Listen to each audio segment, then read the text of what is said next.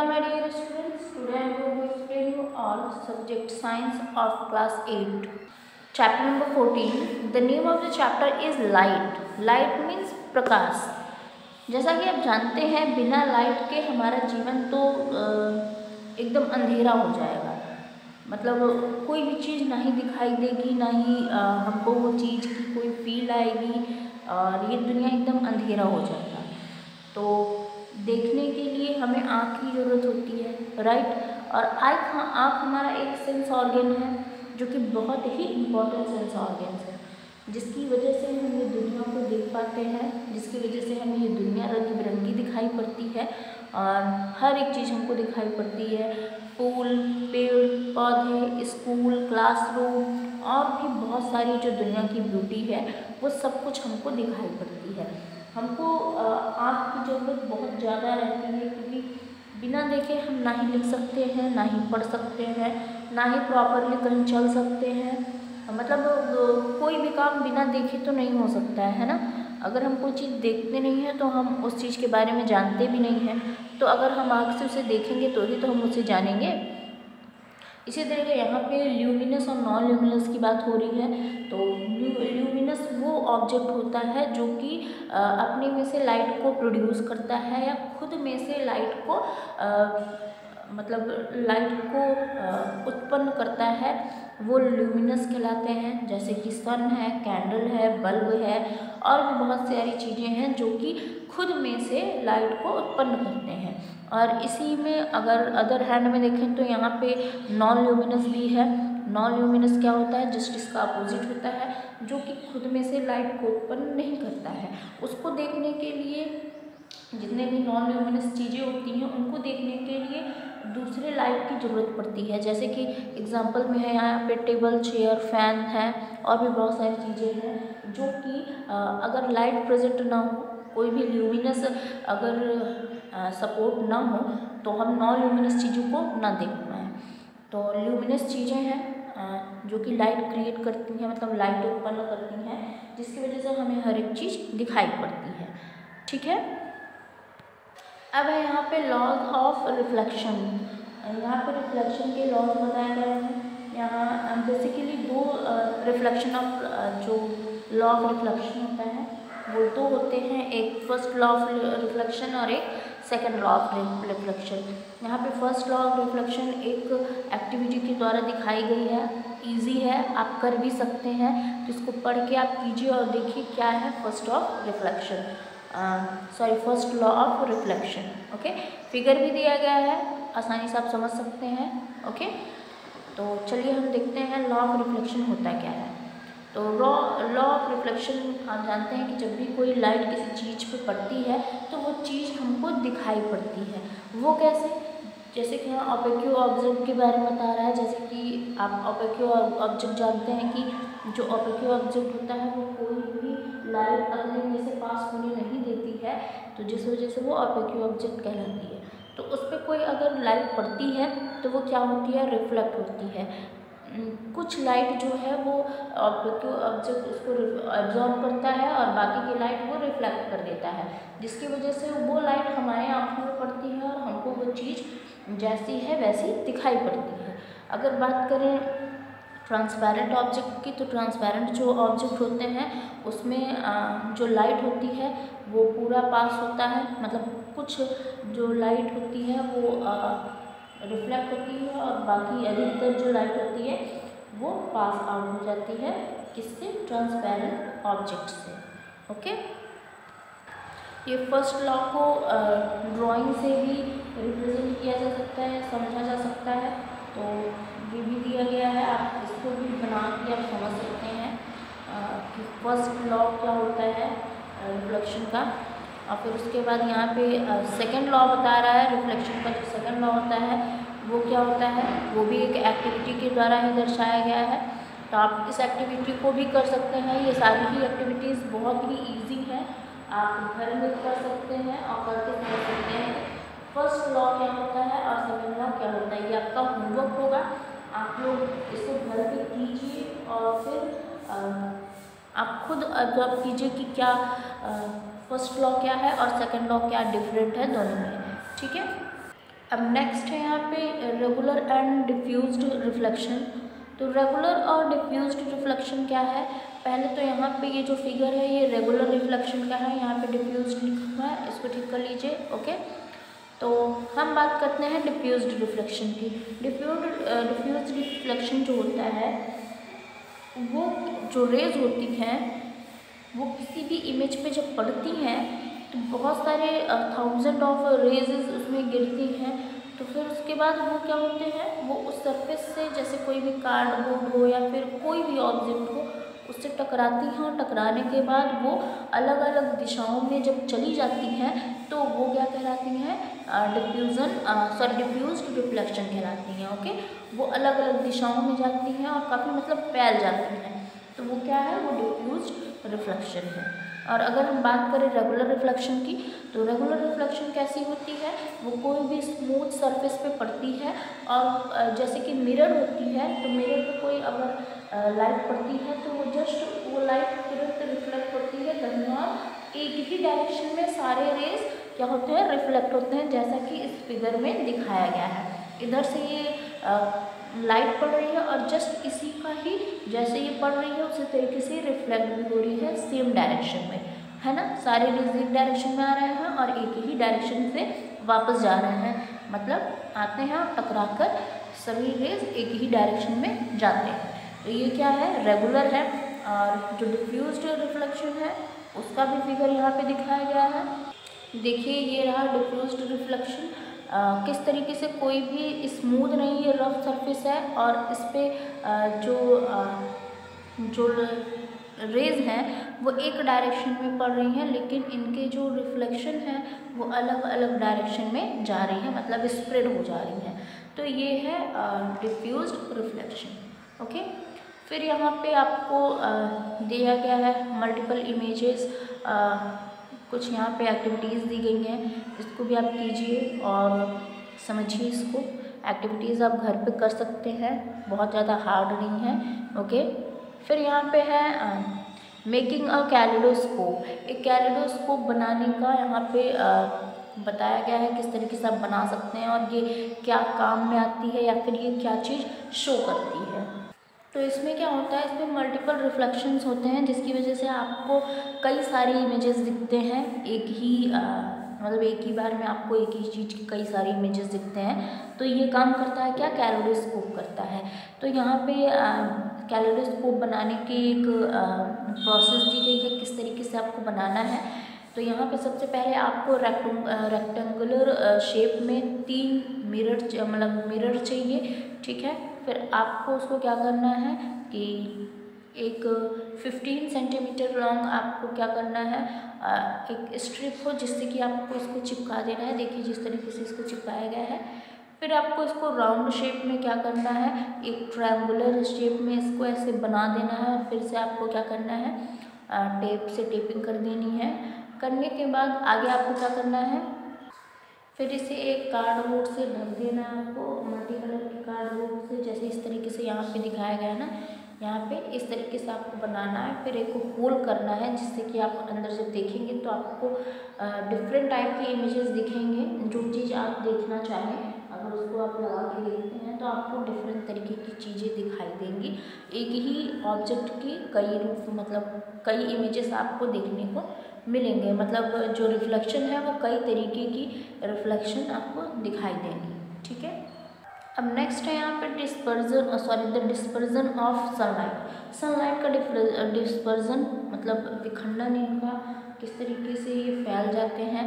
तो एक ग्लास का प्रिज्म होता है, देखिए यहाँ पे फिगर में दिखाया गया है, ये है एक प्रिज्म। प्रिज्म पर जो सनलाइट पड़ती है वो इस तरीके से स्पेक्ट्रम यहाँ दिखाया जा रहा है, किस तरीके से स्पेक्ट्रम आपको दिखाई पड़ता है। तो ये 7 कलर में डिवाइडेड हो जाते हैं जिससे कि वो डिस्पर्स हो जाते हैं और आप कलर को आसानी से या फिर उस जो सनलाइट है उसके रेज को आसानी से देख सकते हैं। किस तरीके से ये डिवाइड हो जाते हैं, मल्टीप्लाई हो जाते हैं, मतलब बिखर जाते हैं। ये बहुत ही सुंदर देखने में लगता है। इसमें मतलब नॉर्मली रेज प्रिज्म पे पड़ती है और फिर प्रिज्म के दूसरी तरफ से आप देखेंगे तो वो सारे रेज आपको प्रॉपरली दिखाई पड़ेंगे। तो ये भी प्रिज्म अगर जिसके पास है तो वो प्रिज्म को ले जाके धूप में रख के और दूसरी साइड वाइट कोई भी कॉपी ही रख दे या फिर बुक रख दे तो उसको उस बुक पे वो सारी लाइट एकदम प्रॉपर तरीके से बिखरी हुई दिखाई पड़ेगी।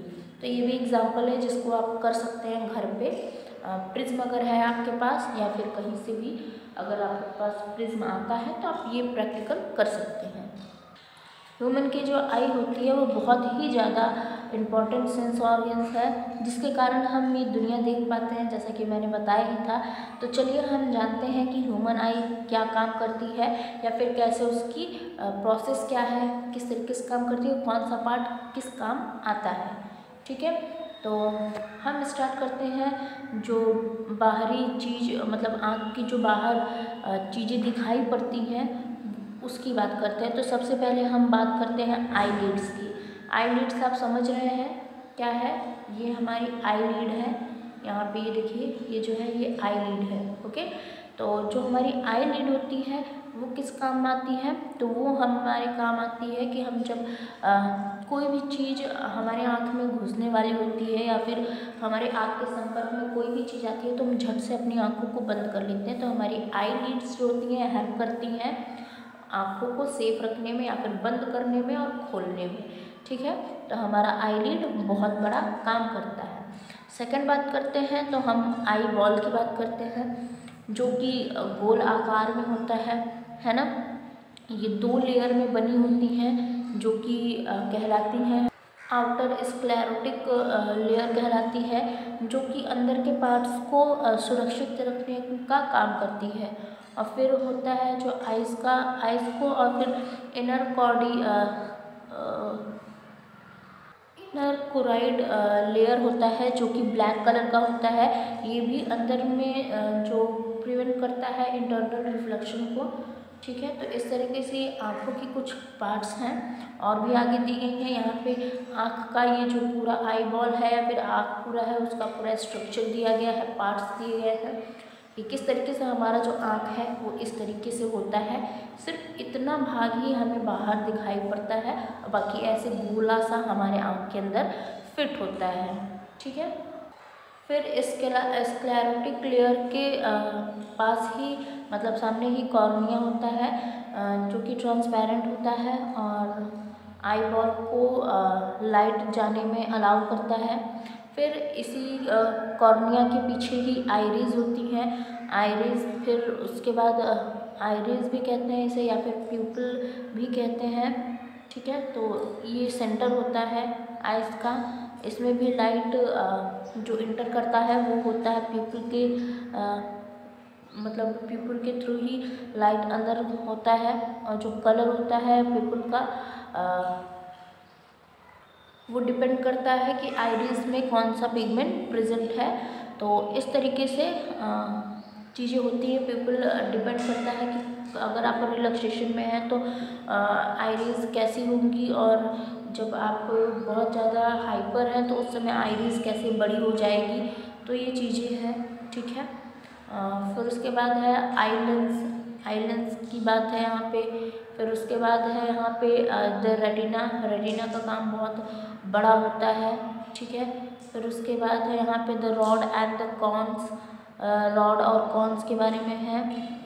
फिर उसके बाद यहाँ पे किस तरीके से ब्लाइंड स्पॉट्स होते हैं, क्या प्रॉब्लम होती है तब ब्लाइंड स्पॉट्स होते हैं वो यहाँ बताया गया है। नेक्स्ट है प्रिसिस्टेंस ऑफ विज़न। तो यहाँ पे बताया जा रहा है कि जो हमारी रेटिना होती है, हमारी ह्यूमन जो आइज़ होती है उसमें एक बार जो इमेज बन जाती है वो जल्दी ख़त्म मतलब गायब नहीं होती है। या फिर कह लीजिए अगर हम कोई चीज़ देखते हैं तो वो कम से कम 1/16 पार्ट उसका मतलब 1/16 पार्ट उसका सेकंड में मतलब 1/16 पाँच सेकंड का हमारे ही आँखों में बनी होती है।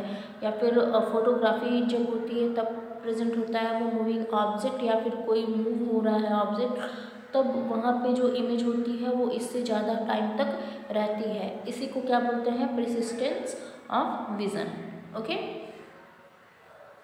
अब यहाँ बता रहा है केयर ऑफ द आईज, अपने आँखों की किस तरीके से केयर करनी चाहिए वो चीज़ें बताया गया है। कि जो आँख है वो बहुत बड़ा गिफ्ट है हमारे लिए। हमको इस तरीके से आँखों का गलत इस्तेमाल नहीं करना चाहिए, जैसे कि रात रात भर मोबाइल चलाना, बहुत नज़दीक से टीवी देखना या बहुत नज़दीक से बुक रीडिंग करना, मोबाइल को बहुत नज़दीक से देखना, तो ये सब की वजह से हमारे आँखों में बहुत बड़ा इफ़ेक्ट पड़ता है, बैड इफ़ेक्ट पड़ता है।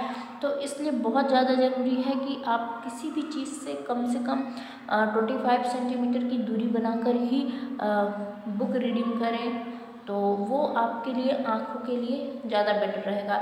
अगर आप इस तरीके से नहीं करते हैं तो यहाँ पे कई तरीके की जो बीमारियां हैं वो क्रिएट हो सकती हैं, मतलब देखने में प्रॉब्लम हो सकती है, कई रीजंस हो सकते हैं, जैसे कि हाइपरमेट्रोपिया हो सकता है। हाइपरमेट्रोपिया में क्या होता है, आपको नज़दीक की चीज़ें अच्छे से नहीं दिखाई पड़ती है, तो फिर आपको प्रॉब्लम होता है, तो आप चश्मा का यूज़ करते हैं, डॉक्टर आपको चश्मा लगा देता है। फिर उसके बाद है मायोपिया भी हो सकती है। अगर मायोपिया में क्या होता है, आपको दूर की चीज़ें अच्छे से नहीं दिखाई पड़ती है, तब डॉक्टर आपको क्या करता है, चश्मा लगाने का एडवाइस देता है। तो यहाँ पे बहुत सारी चीज़ें बताई गई हैं कि आपको क्या करना चाहिए, क्या नहीं करना चाहिए। अगर ऐसी प्रॉब्लम आती है तो आपको तुरंत ही डॉक्टर के पास जाना चाहिए और चेकअप कराना चाहिए कि क्या प्रॉब्लम है और उसका सोल्यूशन करना चाहिए।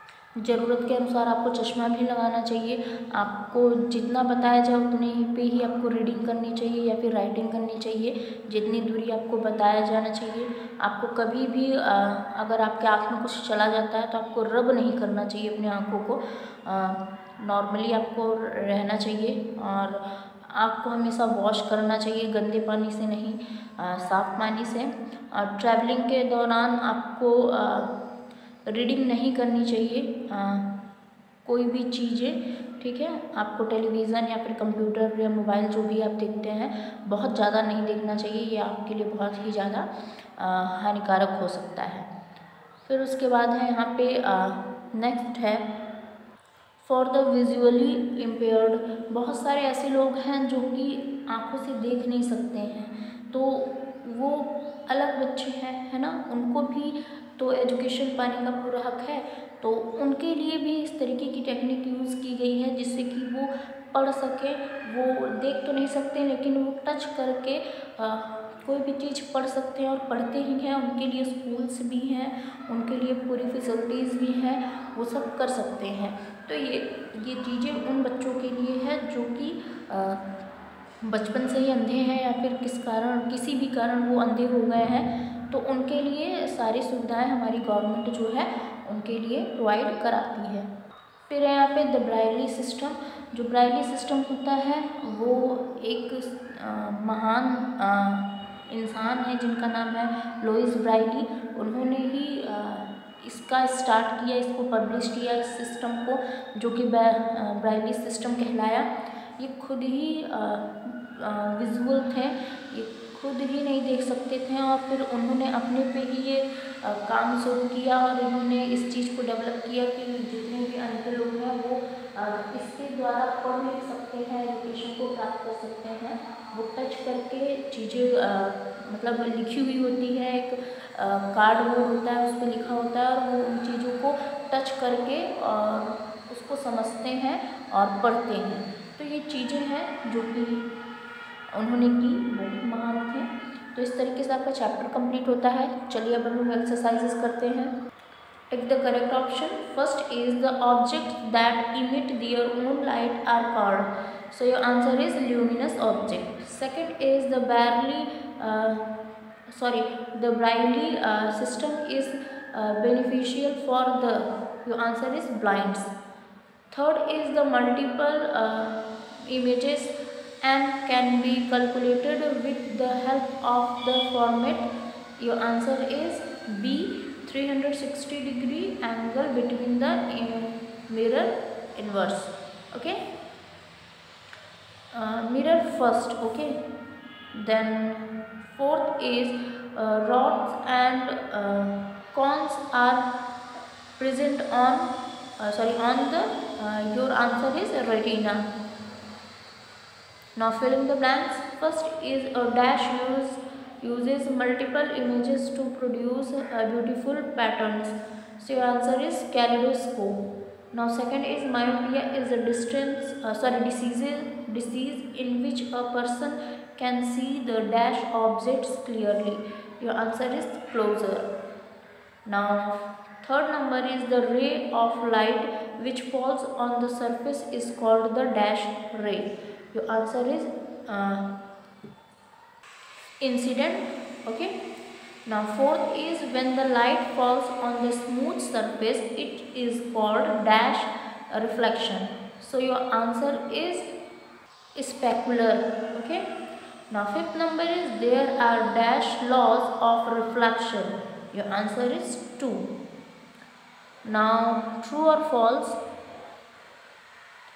First is light is not reflected from all the surfaces. Your answer is true. Second is the sunlight consists of 9 colors. False. Third is two mirrors inclined to each other give multiple images. True. Now fourth number is the image is formed on the retina in the human eye. True. Now fifth is in a depth called hypermetropia and a person can see the distant objects clearly. False. Okay, in this way your chapter is completed. You will get all the question answers as your homework. So that's all for today. Thank you so much.